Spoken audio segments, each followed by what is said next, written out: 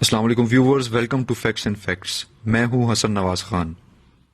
Viewers, آج ہم آپ کو نیوکلیر تاریخ کے سب سے بڑے سانحے کے بارے میں بتانے جا رہے ہیں۔ اس سانحے نے تقریباً 1,00,000 مربع کلومیٹر کا علاقہ متاثر کیا اور تقریباً 1,16,000 افراد کو نقل مکانی پہ مجبور کیا۔ اس سانحے کی وجہ سے ہزاروں لوگوں کی موت اور کئیوں کو شدید مہلک کینسر لاحق ہوا۔ یہ سب ہم آپ کو بتائیں گے، اس لیے اینڈ تک دیکھیے اس ویڈیو کو اور اسے لائک کرنا اور چینل کو سبسکرائب کرنا نہ بھولیں۔ دوستوں، یہ سانحہ 25 اپریل 1986 کی رات کو یوکرین بیلاروس بارڈر کے قریب ایک شہر چرنوبل میں پیش آیا اور اسی لیے یہ چرنوبل دھماکے کے نام سے مشہور ہے۔ دوستوں، اس سانحے سے پہلے یوکرین میں پریپیت نام کا ایک شہر آباد تھا، لیکن اس دھماکے کے بعد آج یہ شہر کسی بھوت بنگلے کا منظر پیش کرتا ہے۔ 1970 میں یوکرین سوویت اتحاد کا حصہ تھا۔ اسی سال اس کے ایک شہر چرنوبل میں ایک نیوکلیر ری ایکٹر کی تیاری عمل میں لائی گئی۔ اسی تعمیر کے پیش نظر چرنوبل میں 1000 میگا واٹ کے 4 نیوکلیر ری ایکٹر نصب کیے گئے۔ دوستوں، آپ نے دیکھا ہوگا کہ گاڑیوں کا انجن ٹھنڈا رکھنے کے لیے کولنٹ استعمال کیا جاتا ہے۔ اسی طرح ان ری ایکٹرز کو ٹھنڈا رکھنے کے لیے پانی اور گریفائٹ نامی دھات استعمال کی جاتی ہے۔ عموماً جوہری ری ایکٹرز میں گریفائٹ کی جگہ کوئی اور دھات استعمال کی جاتی ہے اور ری ایکٹرز کے ارد گرد کانکریٹ کی ایک موٹی عمارت بھی بنائی جاتی ہے، لیکن چرنوبل کے ری ایکٹرز میں محض پیسے بچانے کی خاطر ان دونوں کو ہی نصب نہ کیا گیا تھا۔ اس کے علاوہ ان ری ایکٹرز میں کام کرنے والا عملہ بھی بہت غیر تربیت یافتہ تھا۔ ویورز، ان ری ایکٹرز کو بنانے کا اصل مقصد بجلی اور پلوٹونیم کا حصول ہوتا ہے، لیکن 25 اپریل 1986 کی رات کو کچھ ایسا ہوا جس کا تصور کسی کے وہم و گمان میں بھی نہ تھا۔ اس رات ری ایکٹر نمبر 4 میں حفاظتی ٹیسٹ کیا جانا تھا۔ اس کا مقصد یہ تھا کہ یہ جانا جائے کہ کیا اس ری ایکٹر کی ٹربائن کم پاور میں بھی کام کرنے کی صلاحیت رکھتی ہے یا نہیں۔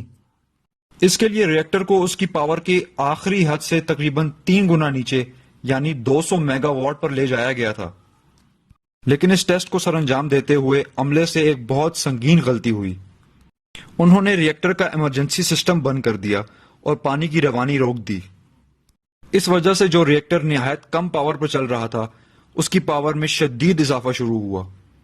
اس شدت کو روکنے کے لیے ری ایکٹر میں گریفائٹ سے بنے تقریباً 200 کنٹرول راڈ ایک ساتھ داخل کیے گئے، لیکن گریفائٹ کے داخل ہوتے ہی ری ایکٹر کی پاور میں دگنی شدت آ گئی۔ وہ ری ایکٹر جسے 3500 میگا واٹ پہ کام کرنے کے لیے چلایا گیا تھا، وہ اب 14,000 میگا واٹ پر پہنچ گیا تھا۔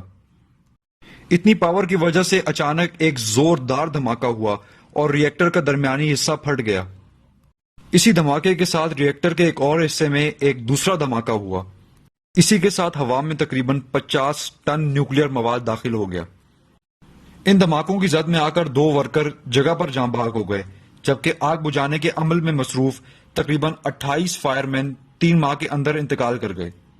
اتنا مہلک مواد ہوا میں داخل ہونے سے ہزاروں لوگ متاثر ہونا شروع ہوئے۔ کئی لوگ سانس کی تکلیف اور کینسر سے جاں بحق ہوئے۔ 36 گھنٹوں کے اندر 1,16,000 افراد کو نقل مکانی کرنی پڑی۔ اس دھماکے سے تقریباً 1,00,000 مربع کلومیٹر کا رقبہ بھی متاثر ہوا۔ تقریباً 6,000 افراد کو کینسر کا مرض لاحق ہوا۔ اس کے ساتھ ساتھ کئی افراد کی جلد جزوی اور کئی کی مکمل طور پر متاثر ہوئی۔ یہ حادثہ شاید یورپ میں بھی لاکھوں لوگوں کی جان لیتا، لیکن 3 افراد جنہیں سوسائڈ اسکواڈ کے نام سے جانا جاتا ہے، ری ایکٹر کے آلودہ پانی میں داخل ہوئے اور اس پانی کا بہاؤ شروع کیا۔ دوستوں، یہ کام انہیں بغیر کسی خاص لباس یا حفاظتی آلے کے کرنا تھا اور وہ اس میں کامیاب بھی رہے، لیکن اس قدر کیمیائی آلودگی سے بھرے پانی میں جانے سے ان کی صحت سخت متاثر ہوئی اور کچھ ہی دنوں میں تینوں انتقال کر گئے۔ یوں اپنی جان کا نذرانہ دے کر انہوں نے بہت سی جانیں بچائی۔ سوویت اتحاد نے شروع میں اس سانحے کو چھپانے کی بہت کوشش کی، لیکن کچھ ہی دنوں میں اس دھماکے کے اثرات سویڈن تک محسوس کیے جانے لگے اور آخر سوویت اتحاد کو یہ سانحہ قبول کرنا پڑا۔